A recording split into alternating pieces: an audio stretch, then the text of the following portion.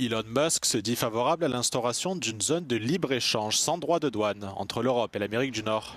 Quelques jours après que Donald Trump a imposé des taxes douanières massives à presque tous les pays du monde. Elon Musk, proche conseiller de Donald Trump, a tenu ses propos lors d'un discours à distance prononcé samedi à l'occasion du congrès du parti italien d'extrême droite, la Ligue.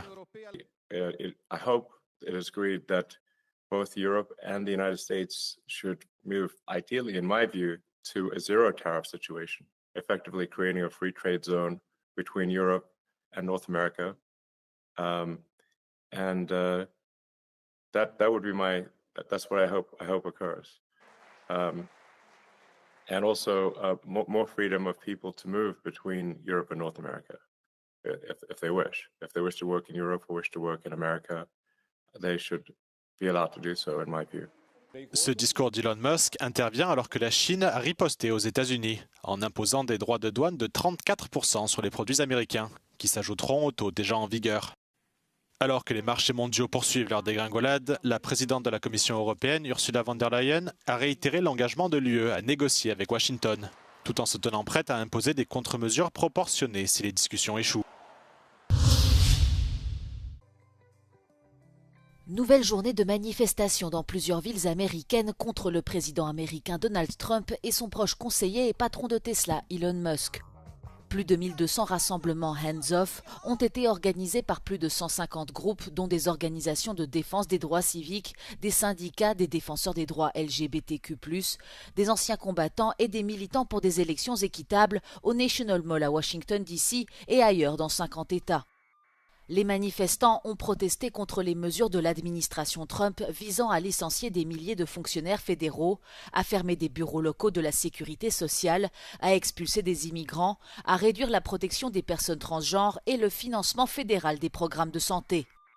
Des citoyens américains vivant en Europe ainsi que des ressortissants étrangers critiques à l'égard de Trump ont participé à des manifestations à Londres et à Berlin. Les contestataires ont également dénoncé la politique étrangère des États-Unis et ont défendu l'Ukraine face aux récentes attaques russes sur son territoire.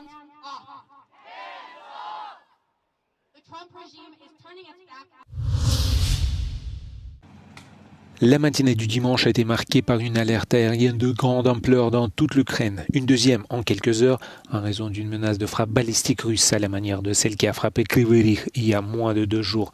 Des explosions ont retenti dans la capitale, Kiev. Plusieurs bâtiments ont été touchés par des incendies. 3 personnes ont été blessées. Les forces russes avaient frappé également une tour d'habitation à Kupiansk avec une bombe guidée, blessant 2 personnes.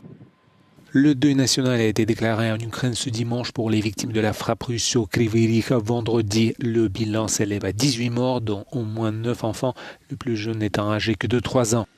Au moins 72 personnes ont été blessées, la moitié sont encore à l'hôpital, dont 17 dans un état critique. Le président ukrainien Volodymyr Zelensky estime que les attaques incessantes du Kremlin mettent en évidence son manque de volonté de mettre fin à la guerre et il accuse Vladimir Poutine d'entraver les efforts de cessez-le-feu. L'armée israélienne a annoncé ce week-end avoir déployé des troupes dans le sud de Gaza pour mettre en place un nouveau corridor. Le Premier ministre Benjamin Netanyahou a annoncé ce nouvel axe dit de Morag mercredi. Celui-ci devrait couper la ville de Rafah, dont Israël avait ordonné l'évacuation, du reste de la bande de Gaza.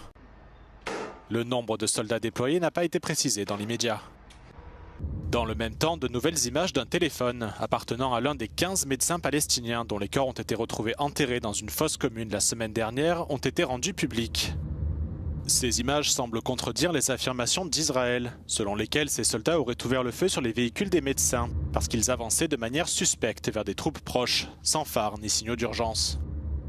Les images montrent au contraire les médecins roulant lentement, avec leur feu de détresse allumé, logo visible, alors qu'ils s'arrêtaient pour aider une ambulance qui avait été la cible de tir.